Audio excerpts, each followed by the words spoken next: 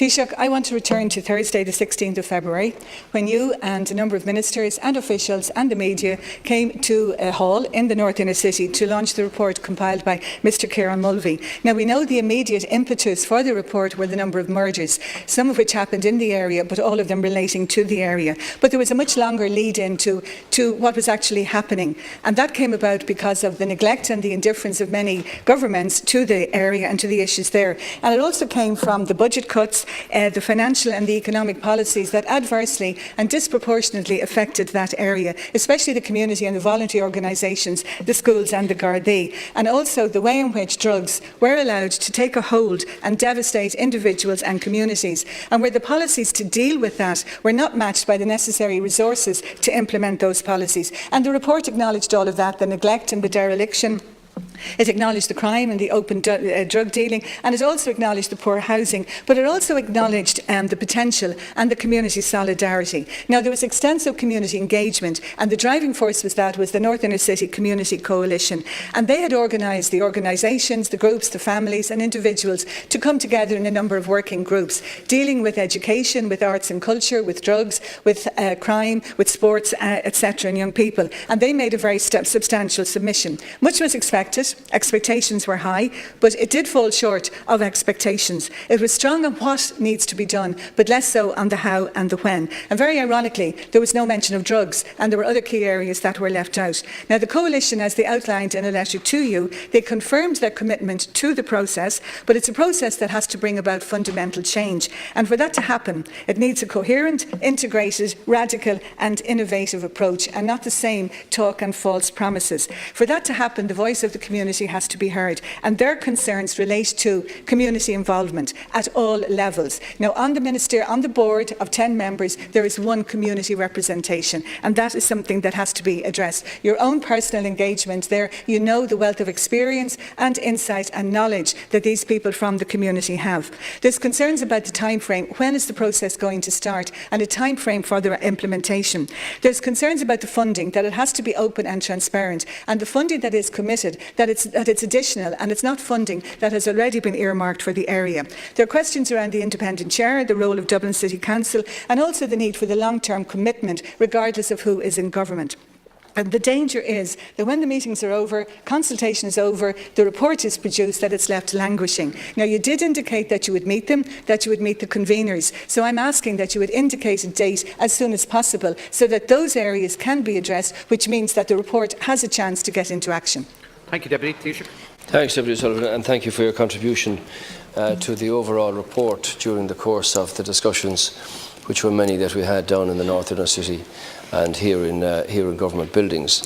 You are aware that the report presented by Kieran Mulvey was comprehensive, was inclusive, and resulted as a consequence of a great deal of discussions that took place down there. The report is underway at the moment, as you're aware.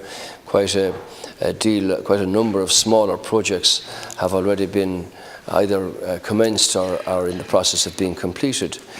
It's also a fact that an office is to be opened in the North Inner City to deal with transparency, accessibility, and constant reminder of the reasons why this was set up in the first place. But also that it be monitored from the Department of the Taoiseach in the same way as the action programme for action, plan for jobs, and all of those have been monitored, where the reports are produced every 3 months so that people can see the progress being made. So rather than give you a date now for a meeting like that, what I will do is report to the House on the basis of that office being set up, of the system in respect of monitoring from the Department of the Taoiseach here, the independent person to be appointed, and working together with Dublin City Council, in which this couldn't have been done without their assistance, and we're very grateful for that, and then advise you of an appropriate date for a meeting, Deputy Sullivan. Take your point about the community involvement, and I have to say that there are some, really powerful leadership personalities in the North Inner City, and I know that they're all focused on doing the very best they can for their communities in the general area, and that's why it's important that the report isn't just left lying there. It's actually been implemented in a transparent way, in an accountable way, but more so that the people can see the opportunities where facilities are being provided. And as one young man said on the presentation of the report, that background, our location from where one was born, should never be an obstacle or a prohibition on getting a job. And isn't that what it's all about? And I thank you again for your contribution. Taoiseach Deputy O'Sullivan.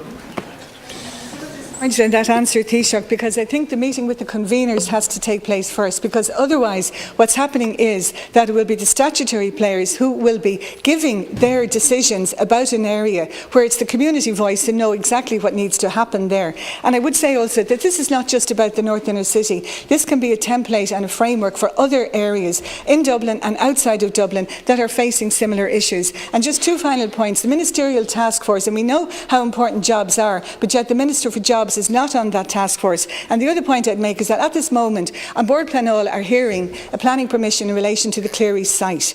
Now, this is an opportunity to lay down a marker that any kind of development like that there will be a community clause, a social clause in it, that there will be community gain, that there will be an aspect about local employment and training. That is recommended on page 35 of the report. But if it continues as you have outlined there, the community will not be satisfied with being told what is best for them by statutory people. They know what is best for them, and I would urge that you have that meeting with the conveners as soon as possible. Thank you, Deputy Taoiseach. Well, the report was produced based on the very contributions from the community, both at meetings in the North Inner City, in direct discussions with Kieran Mulvey preparing the report, and their own evidence given to me over in government buildings on a number of occasions.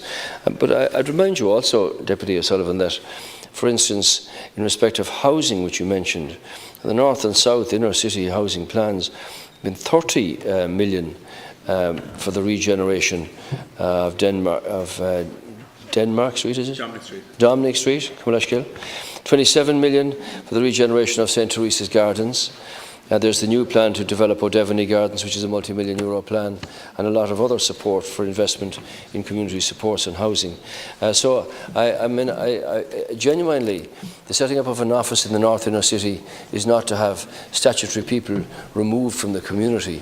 It is for the community to be in there, to be involved, and say, look what's happening with Project X or Y in our location here, so that everybody understands that both the monies that are being continued and the new monies that are being invested are for the regeneration, for the people of the area. And it's not just a case of sort of, if you wanted a different term, outsiders moving in and saying, we're telling you to do this. All of this report came from people in that locality themselves who said, this is what we want for our area and how best can we implement that. So it's underway. I'll meet them, but I want to have the office set up. I want to have the system in place here, and then we can talk about possible greater community representation. But believe me, the consultation and the opportunity for them will be there on a constant basis, because they're going to have an office down in the North Inner City.